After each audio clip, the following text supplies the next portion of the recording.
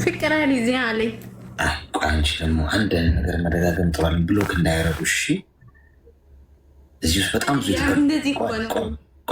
ብዙ የተከበሩ ሰዎች አሉ። ሞዴሬተሮች ተባረኩልኝ። በኔክስት ራውንድ ከደገመ አንድ ሰው ብሎክ የዛሬ ሳምንት ነው የምትፈቱት። እሺ ብሎኩን። ምክንያቱም እዚህ ውስጥ አሁን ስራቸውን ጥለው የተከበሩ ሰዎች ትልልቅ ሰዎች አሉ።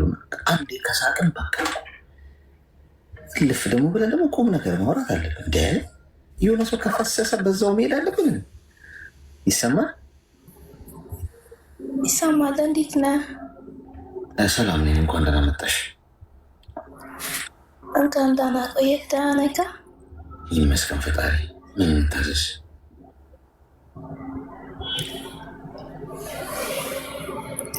ፍቅረኛ አለ? ፍቅረኛ በጣም ነው የምወደው፣ ግን እሱ እኔን አይወደኝም። ቆይ ከዛ በፊት ፍቅረኛው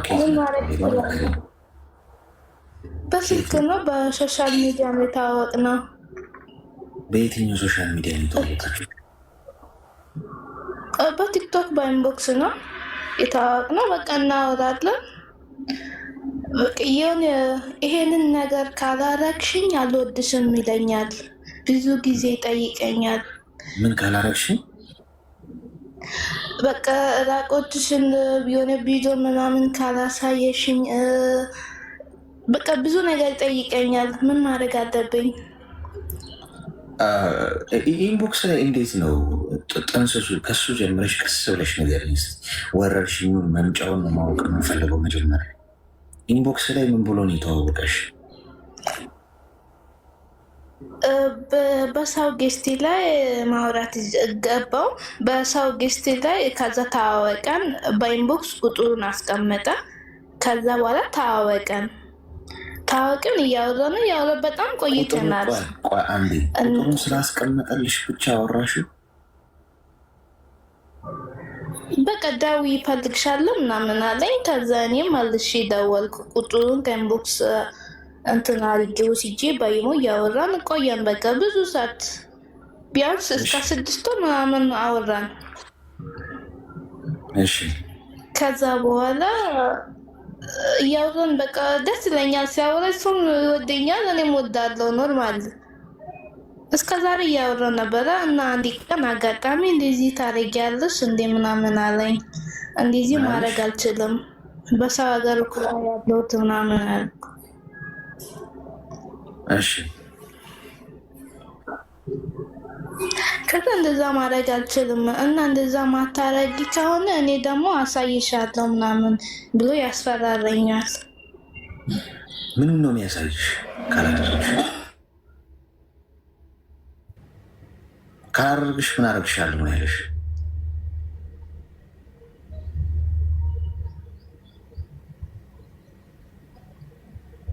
ምንድን ነው ወደቀች እንዴ? ጎበዝ ሄሎ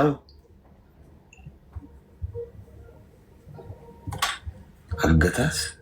የሶሻል ሚዲያ እኮ ልክፍት እኮ ይውላችሁ። አመለጠች መሰለኝ። እስቲ ጉልኮስ ስጧት እስቲ ጎበዝ። ሄደች በቃ።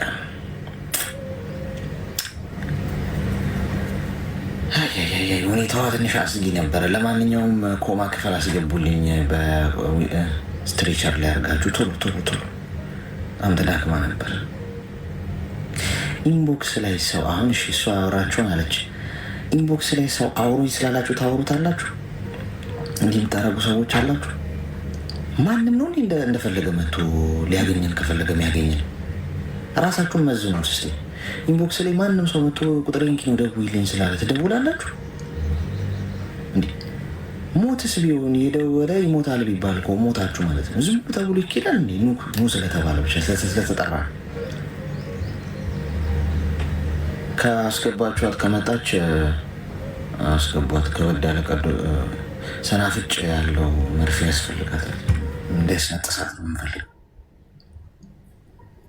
እንዴ ደውይልኝ ስላለ ይደውላል። እፈልግሃለሁ እንዴ? ማንም እፈልግሃለሁ ስላለኝ መሄድ ከሆነማ እቃ ነኝ እቃ ሆንኩ ማለት እኮ ነው። ሄሎ ሄሎ የቲክቶክ ኢንቦክስ ነገር በጣም አስቸጋሪ ነው። አስቸጋሪ ነው። ሰላም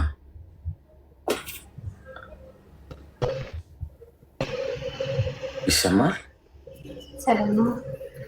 ሰላም እሺ፣ ብዛ እንኳን ደህና መጣሽ። ይሰማኛል። ምን እንታዘዝ?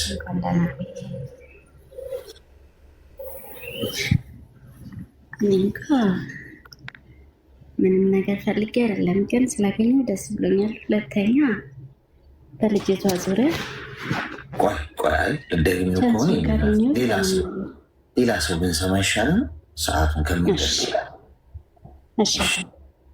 አመሰግናለሁ ስለተረዳሽን። እሺ እናት፣ እሺ ማመሰግናለሽ። ለምን መሰለሽ አሁን ሌላም ሰው ይላል በልጅቷ ጉዳይ እሷ እንዳለችው ለእሷ ምን መሰለ አየሽ፣ ምን ይሆናል ማለት ነው። በቃ ቁጭ ብለን የሆነ ጉዳይ ላይ ብቻ መሽከርከር ሊሆን ሀሳብ ስጧት በጊዜ። ጤና ይስጥልኝ። እንዴት ነህ? እግዚአብሔር ይመስገን። እንኳን ደህና መጣሽ።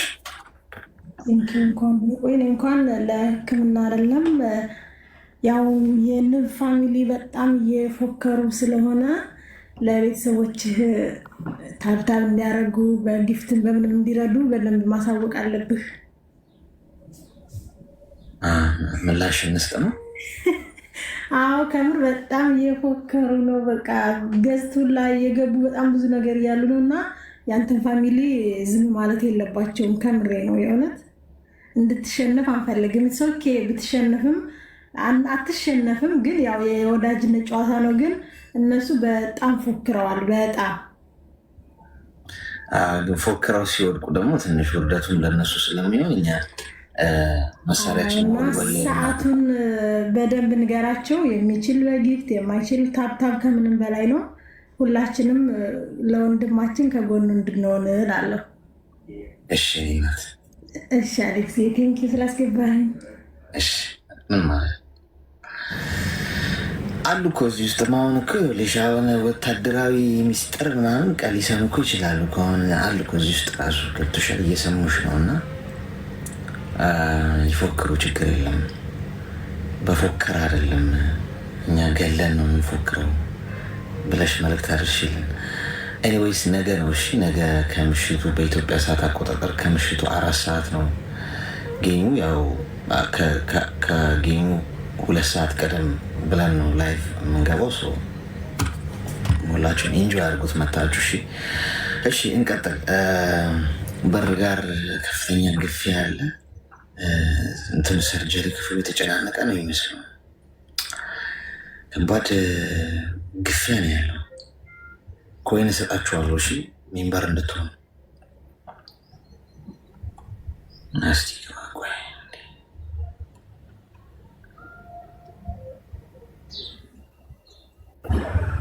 ሄሎ አሌክስ እንዴት ነህ? ጤና ይስጥልኝ። እንኳን ደህና መጣህ። ምን እንታዘዝ? ይህ እንኳን ማለት ነው ትንሽ ግራ ያጋባል። ድምፅ ኤርፎኑን ተጠቀመው። ኦኬ ኤርፎኑን አውጣው። እሺ ይሻላል። የ4 ዓመት ፍቅረኛ አለችኝ። እንዴት ተዋወቃችሁ? በፍቅርም 4 ዓመት ቆይተናል። በጣም ነው የምወዳት፣ እሷም እንደዛው። እንዴት ተዋወቃችሁ? አጋጣሚ ያየኋትና በቃ ያየኋት ቀን ነው እኔ ያፈቀርኳት ማለት ነው። ያየኋት ቀን። የት ነው ያየሃት? ይህን ማለት ትንሽ ከተማ አለች እና እዛ ስራ ሰራ ነበረ። እዛ እየሰራሁ ነው ያየኋት ልጅቱን ማለት ነው። እሺ እናም ስልኳን አፈላልጌ ያገኘው፣ ከዛም ማውራት ጀመርኩ ምናምን ነገር በቃ በፍቅር ብዙ ቆየ። ስልኳን ራሷ ነች የሰጠችኝ? አይ ነው ከሌላ ሰው ነው። እሺ እና ያው አብረን ቆይተናል። እሷም ማለት ፍቅሬን ተቀብላኝ እሷም አፍቅራኝ 4 ዓመት ምናምን አብረን ቆይተናል ከልጅቱ ጋር ማለት ነው። እሺ እናም በቃ ማለት ለፋሚሊ ማሳወቅ አለብን ምናምን ብለን ለእኔ ቤተሰቦች አሳወቅን። የእሷን ቤተሰቦች ያውቃሉ። የእኔ ቤተሰቦች ደግሞ ይህን የእሷን ግንኙነት አልፈለጉም።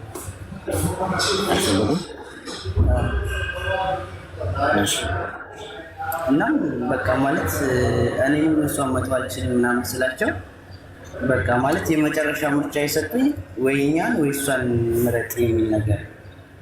በቃ ምን ማድረግ እንዳለብኝ ግራ ገባኝ። እኔም 1 ዓመት ሊሆነኝ ነው ወደ ስደት መጥቻለሁ። አሁን ላይ አብረን አይደለንም። ለምንድን ነው ያልፈለጉት ቤተሰቦች? የሆነ ብቻ አላውቅም፣ እኔ አላምንበትም። ግን እነሱ የሆነ ዘር ምናምን ነገር ነው የሚሉት። ዘር ዘር አልገባኝም። ይሆናል አይደለ? ብቻ አላውቅም። የሆነ ገጠር አካባቢ ላይ የእንትን ዘር አለባቸው እንደዚህ ዘር አለባቸው ምናምን ይባላል። ኦኬ ኤኒዌይስ፣ እሺ አታብራራው እሱን። ግን ይሄ ነው ምክንያታቸው? ሌላ ምክንያት የላቸውም? ሌላ ምክንያት የላቸውም። በአካል ያውቋታል እሷን? ቤተሰቦቿን ያውቃሉ። እዛው አንድ አካባቢ ነን ማለት ወረዳችን አንድ ነው። ያን ያክል አይራራቅም። እሺ አሁን ምንድን ነው አንተ የምትፈልገው? ማለት ምን ማድረግ እንዳለብኝ ግራ ገባኝ። እና ደግሞ በቃ ማለት እኔም ደግሞ አስቸጋሪ ሁኔታ ላይ ነበርና ያለሁት በሰዓቱ።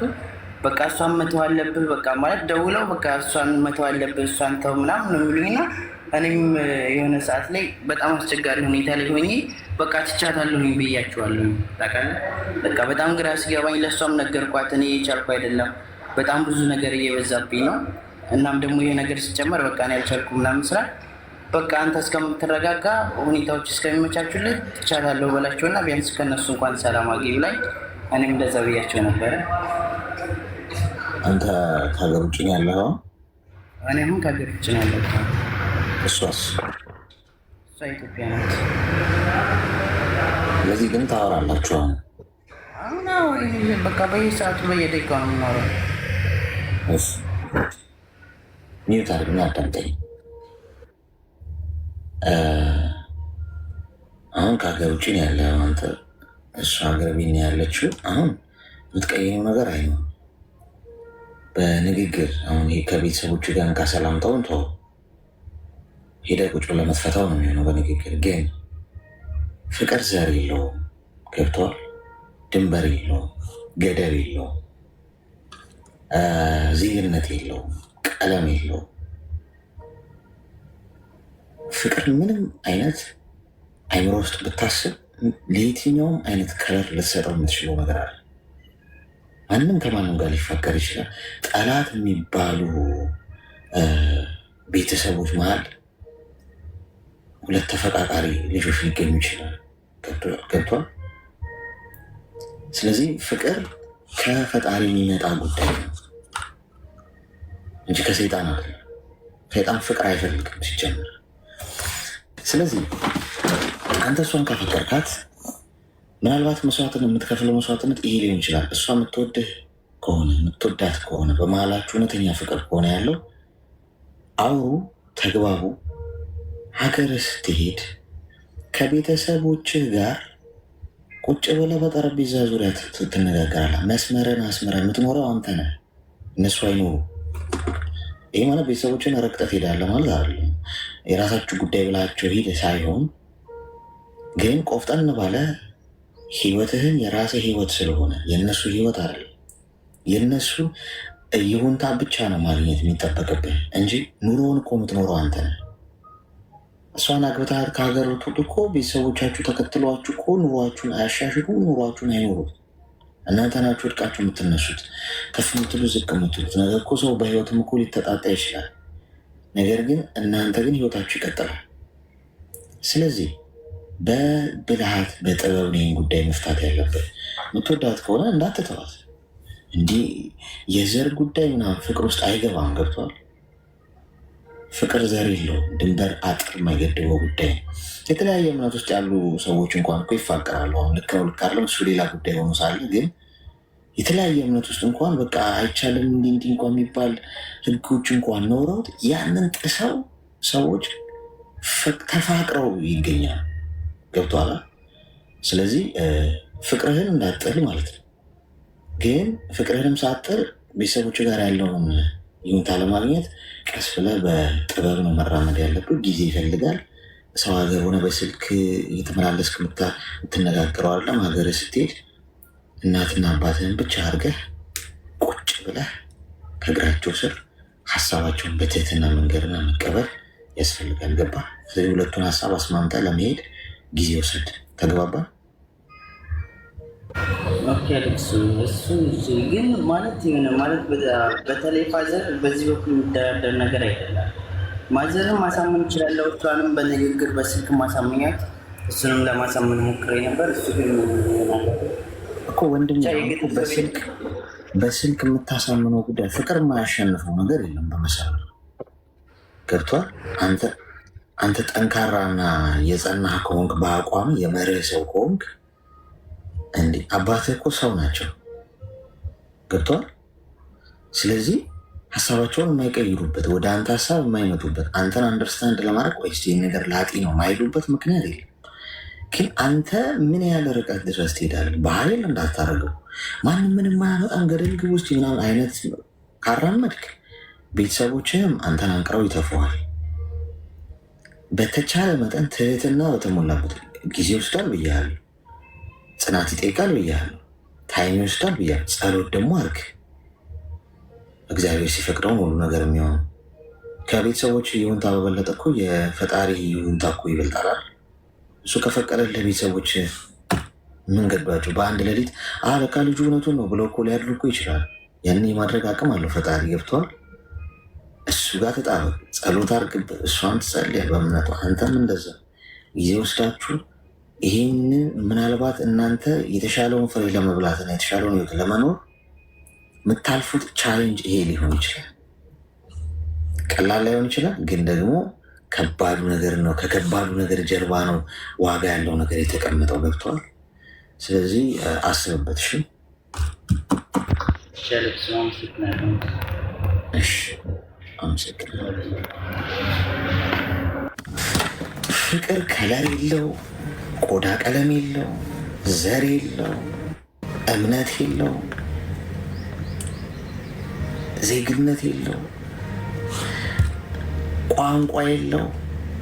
ምንም ሁን የት ማንም ሁን ማን ሰው እስከሆንክ ድረስ ሰው በመሆኑ ብቻ ተፋቀራል። ያንን ፍቅር ደግሞ ማንም ሰው ሊያሸንፈው አለመቻሉ አስገራሚ ነገር። ቤተሰብ የተወሰነ ጊዜ ፑሽ ቢያደርጉ ነው እመነኝ ወደ አንተ መስመር ነው የሚመጡት። ያንተ ግን ጥረት ይፈልጋል። ሄሎ ሄሎ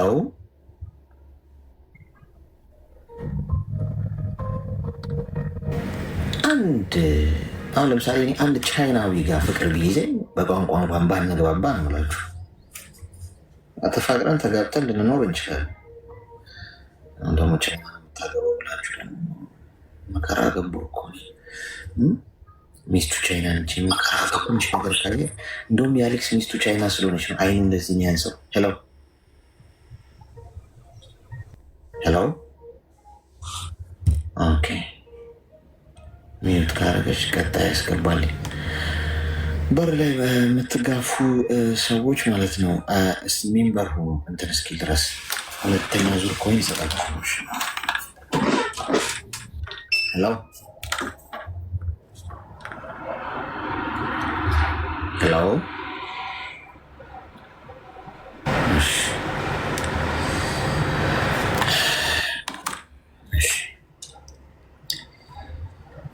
ኮይን አስቀምጥላችሁ።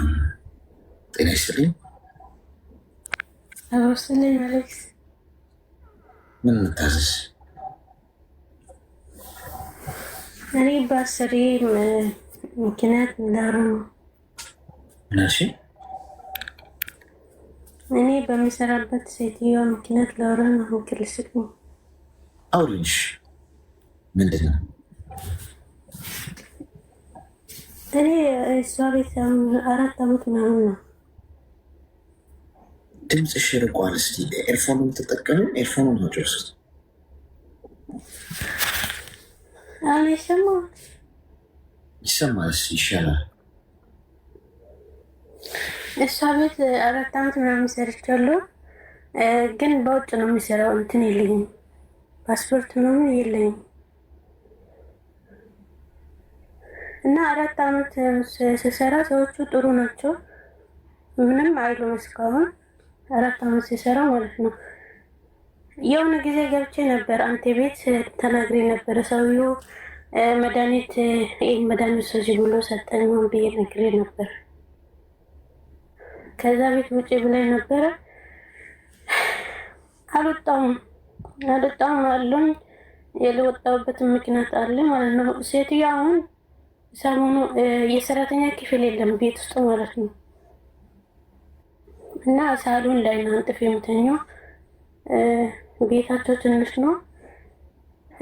4 ዓመት ምናምን እስካሁን እያለው እንትን የለም፣ ካሜራ የለም ሳሎን ላይ ማለት ነው። እና ሰሞኑ አየው ካሜራ አምጥታ የቴሌቪዥኑ አጠገብ ካሜራ አስቀምጣለች እና አየሁት። ከዛ ሰውየውን ሴትዮዋ አላውቅም ማን እንዳደረገው ያም ማለት ነው። ከዛ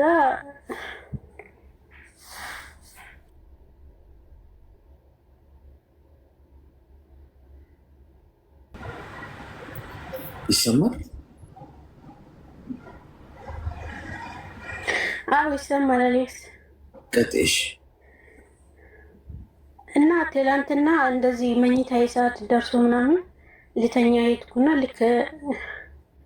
ልተኛ ፍራሹን አንጥፌ ልብሴን ልቀይር ምናምን ካሜራው ከፈተችው። ካሜራው ሲበራ ያስታውቃል፣ ቀይ ነገር ያበራል ማለት ነው። ከዛ አይቶ ልክ ልብሴ ሊቀይር ሲል ነበር አየሁት፣ ካሜራው ስር በርቷል። ከዛ ቶሎ ብዬ ማብራቱን አጠፋሁት ማለት ነው። ማብራቱን አጠፋሁት። በጣም ፈራው። ከ4 ዓመት ሙሉ ምናምን እንደዚህ አይነት ነገር የለም። ሴትዮዋም ጥሩ ናት፣ ሰውየውም ጥሩ ነው። ግን አንድ ቀን እንዳልኩ ያን መድኃኒት ውሰጂ ብሎ ሰጣኝ ምናምን ብዬ ከዛ እሺ ብዬ አስቀምጬዋለሁ ብዬ ነበር።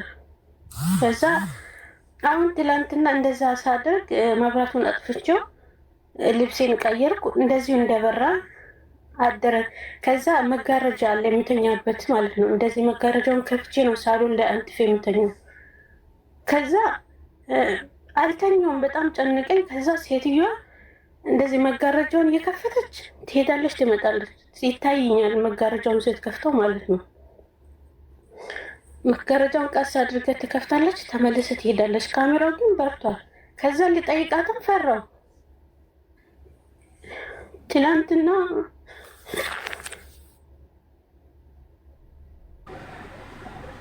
አይዞሽ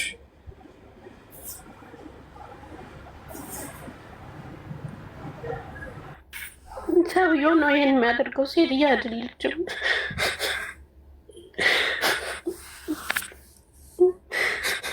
ለካ ከዚህ በፊትም ያለ እኔ አላየሁትም። ለካ እኔ ዝም ብዬ የልጆች መጫወታ ምናምን ነው የመሰለኝ።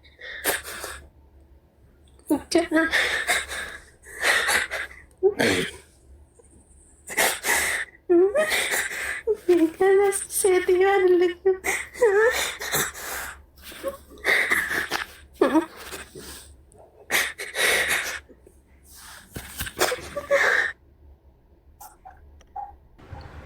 አይዞሽ ተረጋግሽ።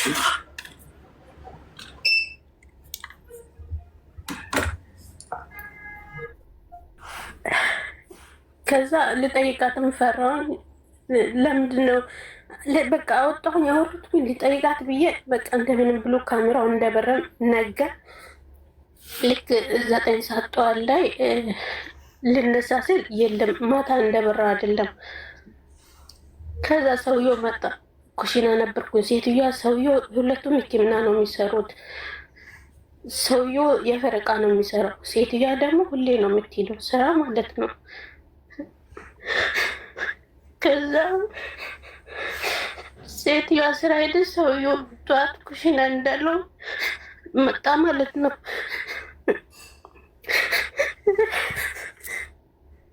አይዞሽ ተረጋጊሽ።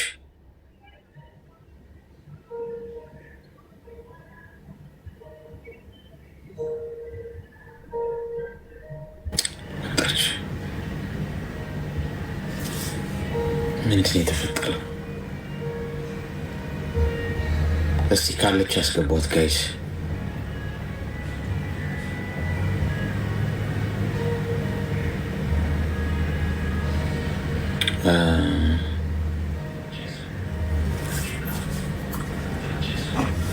ቆይስ ምንም ነገር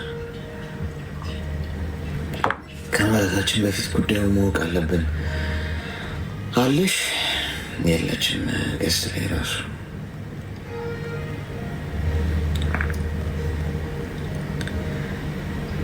ካሜራ ቀርጸዋት ምናምን። በጣም አደገኛ ወንጀል ነው። የእኔ እናት እዚህ ሀገር ዱባይ ከሆነ ያለሽ አንድ ሰው አለፈቃዱ ማንም መቅረጽ አይችልም። መቅረጽ አይደለም ምንም ነገር ገብቶሻል።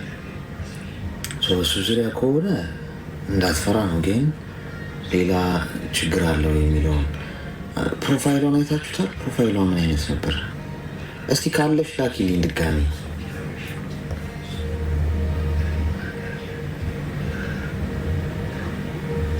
የሚያለቅስ ኢሞጂ አትላኩ እሺ ጋይስ። ሲበዛ ነው ችግር የሚፈጥረው። በጣም አታብዙት ማለት ነው። ሞር በጣም እሱ እንትን ካለ አለሽ ካለሽ ላኪ እስኪ ድጋሚ። ወይ ኔትወርኳን የተቋረጠው ወይ ደግሞ የሆነ ነገር ኮኔክሽኗን እንትን ያለው ነጠላ ለብሳ ነገር ነው ፕሮፋይሉ የለም። እሺ ከመጣች አስገቡልኝ። እሺ ሞዴሬተሮች ከመጣች ካያችኋት ገስት ላይ አስገቧት። እሺ